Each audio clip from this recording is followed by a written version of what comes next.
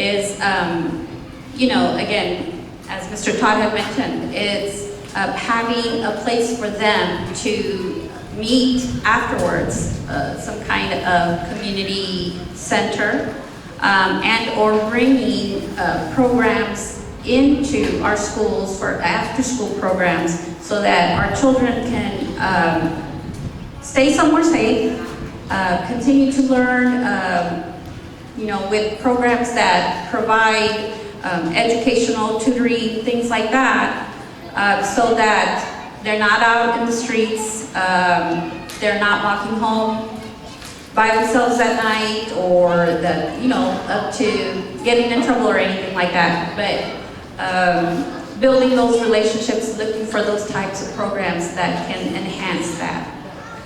And thanks for your question, and for running also.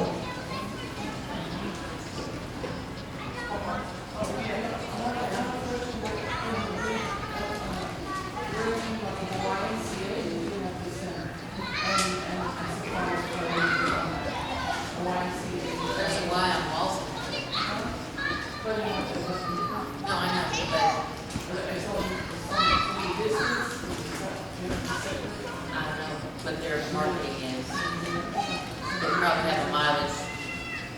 Yes, ma'am. That's a good idea. That's a good suggestion. Okay, hi. I know y'all mentioned earlier about transparency. I guess how do y'all plan on being more transparent with the community and the citizens of Curly? Like throughout the whole process, like throughout the meetings and all that kind of stuff?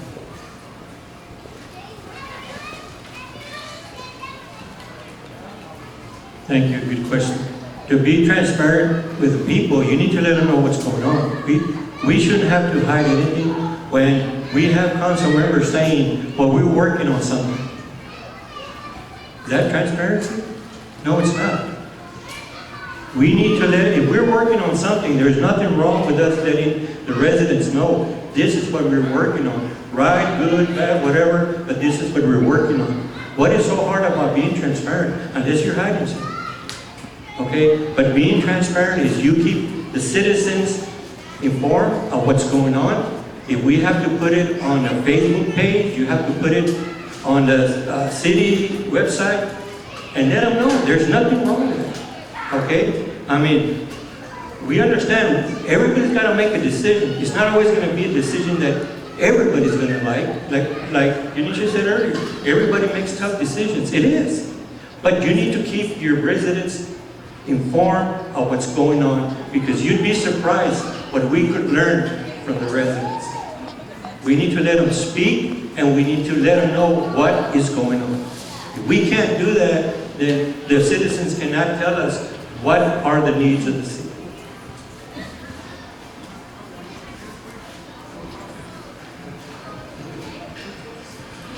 Transparency.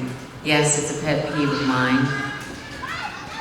We don't get notifications, nothing posted on the calendar for all the meetings for committees, commissions, and boards. The agendas are not posted, so we don't even know what they're going to be talking about at those meetings. There's sporadic information. When it's canceled, we don't know until we go up to Kansas City Hall to find out that it's canceled. Those are just little things that keep the community involved. You need to tell us what's going on if we're not sitting on council. And even sometimes on council, they don't know what's going on. Posting information is one of the most important things the city can do. That's how you communicate with your residents, because most of them don't come to a meeting. Most of them don't go up to City Hall to find out what's posted on the window.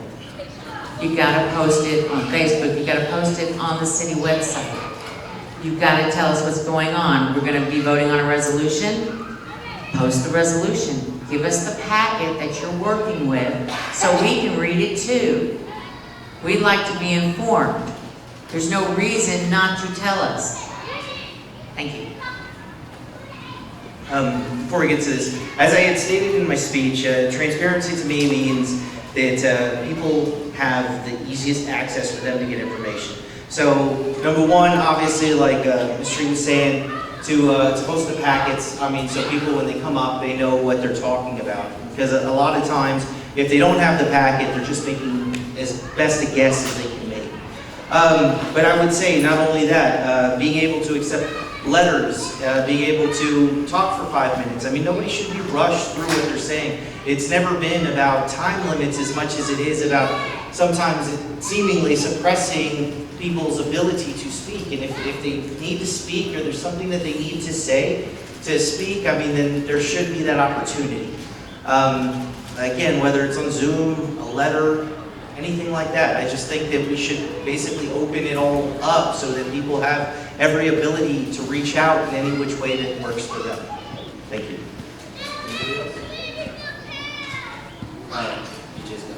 Okay, guys, we have about 5 minutes left, so we're gonna. Okay. I volunteer at San Antonio Radio, and I met a gentleman there.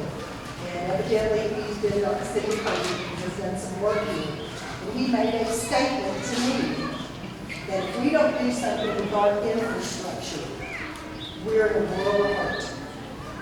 A world of hurt. And that includes every street. That's not just, that it means with everything. But we need to concentrate on that stuff before we have all these free things. Whatever free, I don't know. But I used to do a lot of stuff on my own. And I got criticized, stabbed in the back, and now I no longer do that. And the only organization I give to is the VFW, because they have not stabbed me in the back. So, if someone that's lived here 63 years, yes, that's pretty sad. Pretty sad. We've got a question. Last question, we're gonna run out of time. Sorry, I need translation, I speak only Spanish. Mi pregunta es, ¿por qué no podemos tener un negocio en casa? Yo soy beautician y el otro día pregunté en el City si podía abrir mi negocio en casa y me dijeron que no podía. Esa es mi pregunta, ¿por qué no puedo? Gracias. Question was, why can't she have a business at home? She reached out to the city and she was told that she couldn't have a home business. What kind of business? Beautician salon. So that's her question. Why can't she have that business at home?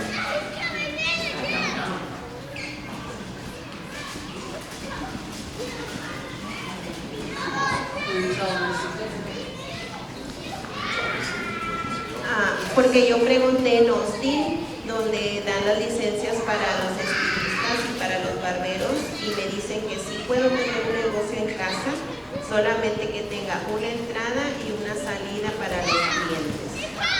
Gracias.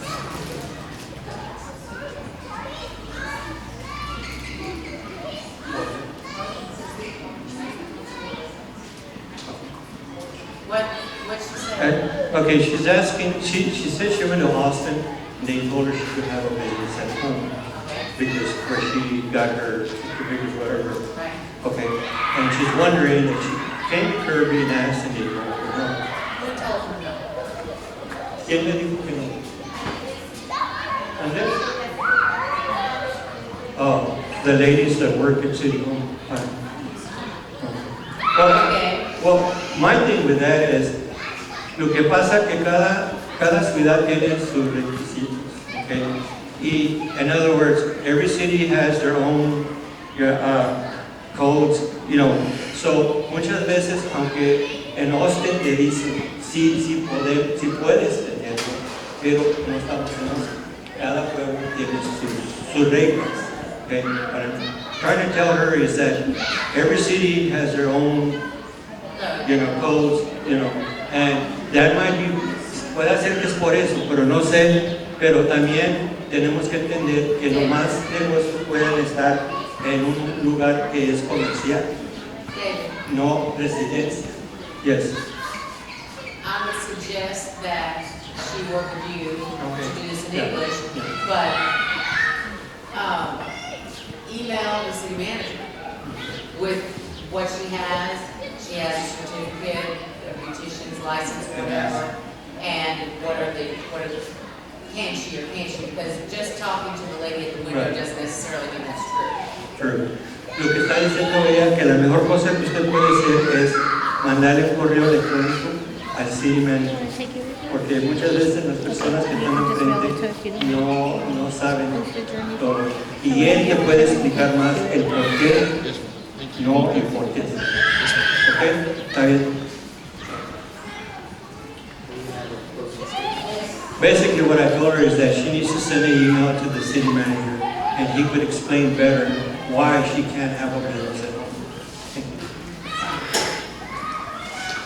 Okay, we're gonna wrap this up because we're only here till 3. But I'll give everybody, let's say 60 seconds. So thank you all for coming. If you have questions, I'm online, I'm on Facebook, or come up and you tell me now if you have a question, we can get together. You need to talk to your neighbors. People need to know what's going on and not just pretend like there's no election in May, okay?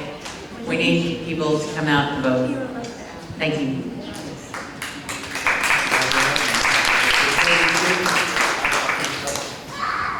Okay, again, we ask everybody to come out and vote, no matter who you vote for, just vote.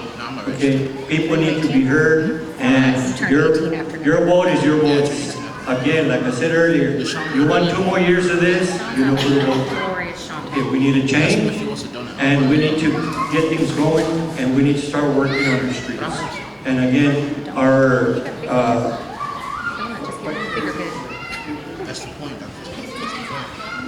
Ms. Monique, thank you for coming out here, and let's remember, to vote for our representatives, okay? So again, thank you for showing up, and I want to thank the mayor for being out here, and unfortunately, we have some city council that didn't want to participate, which tells me a lot, but that's them, okay? But again, if y'all have any questions, I have Facebook. I don't answer nasty questions. I don't answer negative stuff. But if y'all have a question for me, feel free to call me. I'm pretty sure I'm going to be knocking at your door eventually. Okay? Thank you. Thank you all for coming and asking your questions, very good questions. I thank Ms. Susan Street for